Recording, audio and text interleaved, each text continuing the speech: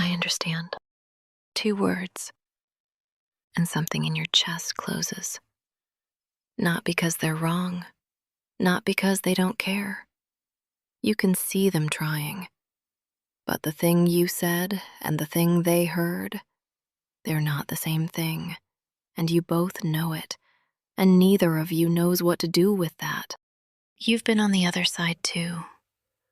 Someone you love is hurting, and you're sitting across from them, and you want so badly to reach them. And you can feel the gap, right there, between your hand and what they actually need. We've been talking to each other for thousands of years. Why does understanding another person still feel like reaching through glass? It's not a failure of love, it's architecture. Researchers studied 40 people who'd had strokes, people who'd lost function in specific parts of their brain, and they tested what those people could and couldn't do socially afterward. What they found is that understanding what someone thinks and understanding what someone feels are dissociable. They don't depend on the same brain regions. You can lose one and keep the other. So when you're sitting across from someone and it feels like you're not quite reaching them, it might be because reaching them was never one thing you could do. It was always at least 2. One process, figuring out what someone believes, what their perspective is, that draws on prefrontal networks. The other, reading someone's emotional state, runs through the insula, a region involved in sensing your own body, which means you might actually understand someone's pain by briefly echoing it in yourself. You've probably been in both positions yourself. The friend whose reasoning you follow completely, but something about what they're going through just isn't landing for you. Or the person whose pain you feel instantly, in your chest, before they've even finished their sentence. But when they try to explain why, you keep losing the thread.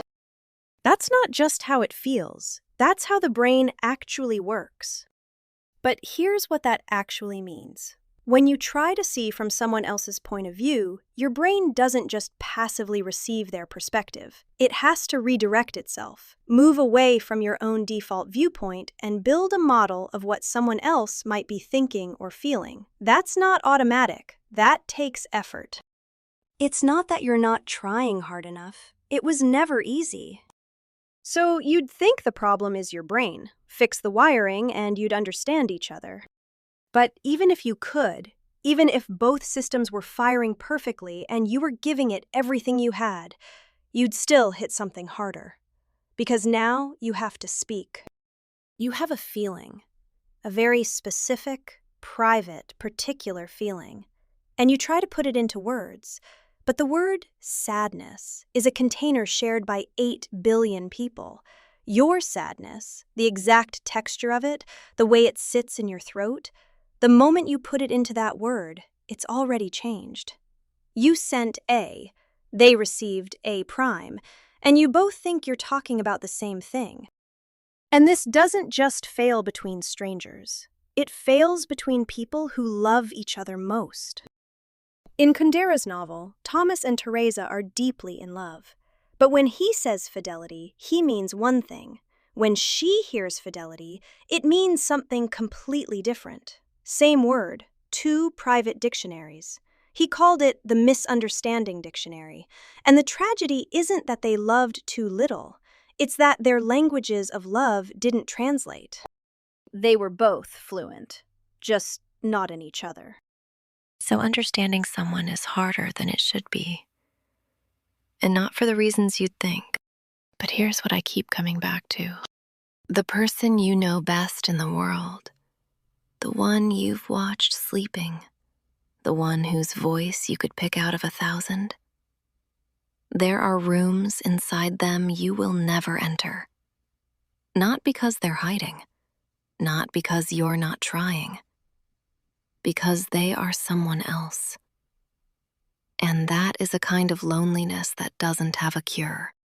And yet, in Kundera's novel, after all the mistranslation, after all the ways Thomas and Teresa failed to understand each other, there's a moment near the end. Their dog is dying, And they're both just there, sitting with it.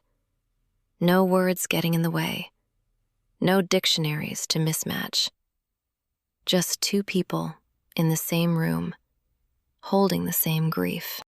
And I think that's closer to the truth than anything the science can tell you. The moments that matter most between people aren't always the ones where you finally understood each other. They're often the ones where you didn't need to. You were just there, together, watching the same thing, holding the same silence. You don't need to fully know someone to love them well.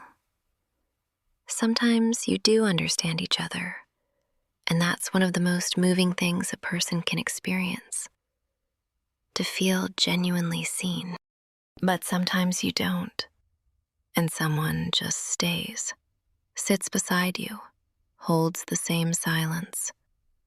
And that is its own kind of love, one that doesn't depend on getting it right. The wall is real. It was always real, but someone sat on the other side and stayed, and that's enough.